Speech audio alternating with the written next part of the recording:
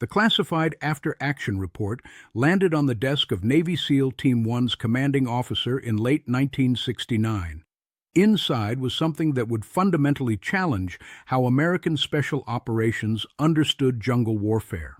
Navy SEAL Roger Hayden had just completed a 10-day joint operation with the Australian Special Air Service in South Vietnam's Mekong Delta. What he witnessed during those 10 days in the field would shake his confidence in everything American Special Operations Forces thought they knew about fighting in the jungle.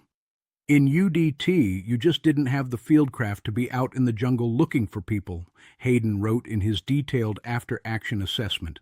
Their fieldcraft was so good, and you gotta have your shit together. This wasn't casual praise. Hayden was a veteran operator who'd survived some of the war's most dangerous missions.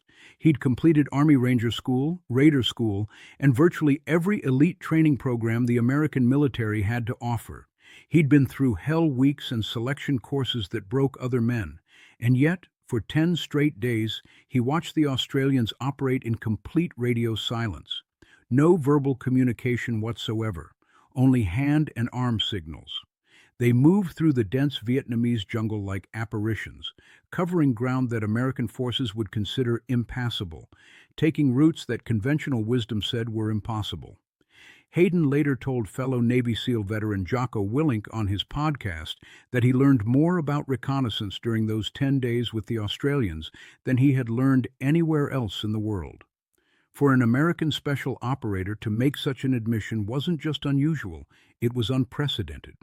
But Hayden wasn't alone in his assessment. Across South Vietnam, American commanders were filing reports that would remain classified for decades. Reports about allies who fought with methodologies so fundamentally different that they challenged basic American military doctrine. General William Westmoreland himself complained directly to Major General Tim Vincent that the 1st Australian Task Force was not being aggressive enough. The Americans sought rapid, decisive victory through what military documents described as brazen scrub bashing and the application of massive firepower. American doctrine emphasized the concentration of overwhelming force to destroy enemy units in set-piece battles. The Australians operated under an entirely different philosophy. The Australian battalion has been described as the safest combat force in Vietnam, wrote journalist Gerald Stone in a 1966 assessment that was later referenced in multiple military intelligence reports. It is widely felt that the Australians have shown themselves able to give chase to the guerrillas without exposing themselves to the lethal ambushes that have claimed so many American dead. The statistical evidence supported this assessment. During their 5 years in Phuoc Tuy Province, Australian forces suffered significantly lower casualty rates than comparable American units operating in similar terrain. But this wasn't because they avoided contact, quite the opposite. The Australian approach was built on patience and precision. While American patrols moved at standard infantry pace, Australian patrols regularly took 9 hours to sweep a single mile of terrain. They moved forward only a few steps at a time, stopped to listen for minutes at a stretch, then proceeded with infinite caution. It is a frustrating experience to trek through the jungle with Australians, one American liaison officer wrote in his classified assessment. Patrols have taken as much as 9 hours to sweep a mile of terrain. They move forward a few steps at a time, stop, listen, then proceed again. But the Australians avoided jungle tracks and clearings entirely, picking their way carefully and quietly through bamboo thickets and tangled foliage where American forces would never consider operating. They shunned the obvious routes, the paths of least resistance, the logical avenues of approach. And it worked. The Australian Special Air Service Regiment achieved what many considered impossible statistics, a kill ratio exceeding 30.1. During their Vietnam deployment from 1966 to 1971, they conducted 1,200 combat patrols, killed 600 enemy soldiers, and suffered only 6 combat deaths. These weren't estimates or propaganda figures. They were documented, verified numbers that American intelligence officers struggled to believe. For the Viet Cong and North Vietnamese Army, facing the Australians created a fundamentally different type of warfare. The enemy's own tactical assessments, captured in documents that wouldn't be declassified until the 1990s, revealed their deep concern about Australian methods. One former Viet Cong leader, interviewed after the war, captured the difference with startling clarity. Worse than the Americans were the Australians. The American style was to hit us, then call for planes and artillery. Our response was to break contact and disappear if we could. The Australians were more patient than the Americans, better guerrilla fighters, better at ambushes. They liked to stay with us instead of calling in the planes. We were more afraid of their style. This wasn't an isolated opinion. North Vietnamese Army documents captured during the war showed that their commanders had developed specific tactical instructions for dealing with different enemy forces. American units were to be engaged briefly, then the NVA would withdraw before overwhelming firepower could be brought to bear. But Australian units? The instructions were simply to avoid contact whenever possible. The North Vietnamese gave the Australian SAS a name that appeared repeatedly in captured documents: Ma Rung, Ghosts of the Jungle. Intelligence reports noted that some NVA units refused to operate in areas where Australian Special Forces were known to be present. The psychological impact was measurable. Captured prisoners consistently reported that their units considered assignment to areas with Australian forces to be essentially a death sentence. Unlike American forces, who relied on technology and firepower, the Australians seemed to fight with an almost supernatural understanding of jungle warfare. The difference wasn't just tactical, it was cultural and historical.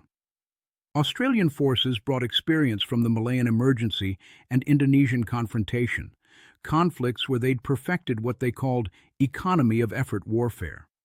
While Americans had trained for conventional warfare in Europe, Australians had spent decades learning to fight guerrillas in jungle environments remarkably similar to Vietnam. The most telling assessments came from America's most elite and classified unit, the Military Assistance Command Vietnam Studies and Observations Group, known simply as MACV-SOG. MACV-SOG was the Pentagon's most classified Special Operations Unit, established in 1964 with a mission so secret that its existence was denied by the U.S. government until decades after the war. Composed of the absolute best Green Berets, Navy SEALs, Force Recon Marines, and Air Commandos, SOG conducted the war's most dangerous missions behind enemy lines in Laos, Cambodia, and North Vietnam. These were operations where teams were outnumbered 1,000 to 1, where operators faced casualty rates exceeding 100%, where survival depended on skills that couldn't be taught in any school.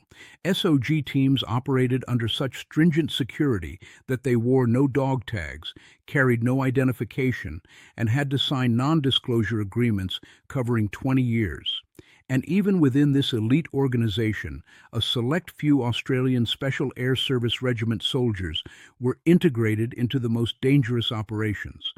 John Stryker Meyer, the legendary SOG operator who led Recon Team Idaho through some of the war's most harrowing missions, worked directly alongside these Australians on cross-border operations into Laos and Cambodia. In his classified after-action reports, Meyer documented how the Australians brought fundamentally different approaches to even the most elite American special operations. ST Idaho, Meyer's six-man team, conducted operations where they faced divisions of North Vietnamese troops with nothing but small arms and air support. On the infamous Thanksgiving mission, his team encountered and evaded 30,000 North Vietnamese soldiers over several days. During the Christmas mission, they nearly died when NVA trackers set the jungle on fire around them. In these extreme situations, Meyer noted, the Australians demonstrated what he called an uncanny ability to sense danger before it became visible. Where American operators relied on technology, speed, and overwhelming firepower when possible, the Australians seemed to possess an almost supernatural understanding of jungle dynamics. SOG's official command histories, declassified decades later, documented how Australian SAS operators became some of the most requested personnel for the unit's most dangerous missions. Their approach to reconnaissance was so effective that captured North Vietnamese documents specifically mentioned adjusting tactics when Australian forces were known to be in an area. Meyer's team reports consistently noted that the Australians moved differently through hostile territory, where SOG teams moved with tactical urgency, always aware that time was their enemy. The Australians demonstrated infinite patience. They could remain motionless for hours, waiting for the perfect moment to move, the ideal opportunity to strike. This patience wasn't passive, it was an active tactical tool. While American forces used speed to avoid detection, Australians used stealth to become invisible. The difference was profound and measurable in mission success rates. The Australian Army Training Team Vietnam, AATTV, encountered these philosophical differences daily in their advisory roles. AATTV members, many of whom had served in Malaya and Borneo, found themselves in constant tension with American doctrine when training South Vietnamese forces.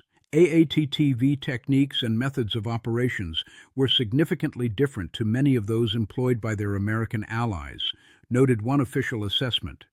Experience in the jungles of Malaya and Borneo, and limitations on the number of and facilities available to personnel had combined to produce very different tactics. The differences were fundamental and irreconcilable. While American instructors taught South Vietnamese officers the rapid deployment of large numbers of troops, massive firepower application, and decisive battle doctrine, Australians concentrated on individual marksmanship, small unit independence, and the subtle art of jungle patrolling and ambush. These differences frequently brought Australian advisors into conflict with their American superiors, one classified assessment noted. The Australian policy of economy of effort was directly opposed to the American idea of concentration of force. The conflict went beyond mere tactical disagreements. It represented two entirely different philosophies of warfare. Americans, trained for potential conflict in Europe against Soviet forces, emphasized technological superiority, massive logistics capability, and overwhelming firepower. Australians, shaped by years of jungle warfare against communist insurgents in Southeast Asia, emphasized stealth, patience, and the ability to operate independently for extended periods. Major Reginald Beasley, commander of 3 Squadron SASR, during their second Vietnam tour in 1969, exemplified this philosophical difference. When he arrived and found that previous squadrons had erected kills boards tracking enemy deaths, he personally kicked them down. "We were not there to kill people but to gain information," Beasley later explained in his post-deployment report. This statement captured a fundamental difference in approach. Where American units often measured success through body counts, Australians focused on intelligence gathering and long-term area control. The Australian approach to base operations also differed markedly. While American bases were massive, heavily fortified complexes cleared of all vegetation for hundreds of meters, the Australian base at Nui Dat maintained a much lighter footprint. The base at Nui Dat, whilst its presence was readily felt in the area, was not cleared as were American bases, noted one assessment. This difference extended to personnel policies as well. Few ARVN personnel and no indigenous Vietnamese were allowed into the base, creating a secure but isolated environment that reflected Australian operational security practices learned in previous jungle campaigns. The training methodologies diverged even further when dealing with indigenous forces. Where American instructors worked with large groups and emphasized conventional tactics, Australians worked with smaller teams and concentrated on teaching jungle survival, stealth movement, and small unit tactics that had proven effective in Malaysia and Borneo. These philosophical differences produced measurable results that American intelligence struggled to explain. The Australian SAS achieved the highest kill ratio of any unit in the Vietnam War. They redefined what was possible in jungle warfare. Operating in small teams of 4 to 6 men, they conducted 1-200 combat patrols over 5 years and killed 600 confirmed enemy soldiers while suffering only 6 combat deaths. But the numbers only told part of the story. The Australians had fundamentally different methods that American forces found difficult to replicate. They stripped serial numbers from captured AK-47s and used enemy weapons instead of American ones to avoid acoustic detection. The point man would carry an AK-47 specifically because the distinctive sound of the 7.62 Colt 39mm round was different from American weapons. If they encountered a lone enemy soldier, they could fire without immediately identifying themselves as Western forces. The Australians ate the same food as the enemy, rice and fish, to ensure their human waste would smell identical to North Vietnamese soldiers. They even smoked captured North Vietnamese cigarettes for the same reason. Their movement techniques defied American understanding. Sometimes they covered only a few feet per hour through dense jungle, moving so slowly and carefully that they left virtually no trace. Where American doctrine emphasized speed and aggression, Australians perfected the art of becoming invisible. The most significant difference was in their relationship with the jungle environment itself. Where Americans saw dense vegetation as an obstacle to overcome, Australians saw it as a tactical advantage. They didn't fight the jungle, they became part of it. American attempts to replicate these methods consistently failed. The differences went beyond techniques to fundamental cultural approaches that couldn't simply be taught or copied. The Australian contribution to establishing the Massey v. Recondo School provided lasting evidence of their tactical superiority. The Recondo School was started in Australia, and the principles were passed on to the Americans. One official military history notes. But even with Australian instructors, U.S. forces never quite achieved the same results. The training could transfer specific techniques, but it couldn't transfer the cultural foundation that made those techniques effective. One classified CIA assessment noted that the Australians demonstrated an uncanny ability to detect danger, what SOG operators described as a sixth sense developed through years of jungle warfare experience. The reports consistently concluded that some military capabilities can't be copied, only respected. The Australians hadn't just brought different tactics to Vietnam, they'd brought a completely different understanding of what jungle warfare could be. For enemy forces who faced them, this difference was terrifying. Captured North Vietnamese documents referred to the Australian SAS as forces that moved like ghosts and appeared where impossible. One captured officer's interrogation report included the assessment that Australian Special Forces aren't soldiers. They're something else entirely. The documented evidence from Vietnam reveals that effective military partnerships aren't just about shared objectives. They're about recognizing fundamentally different approaches to achieving those objectives.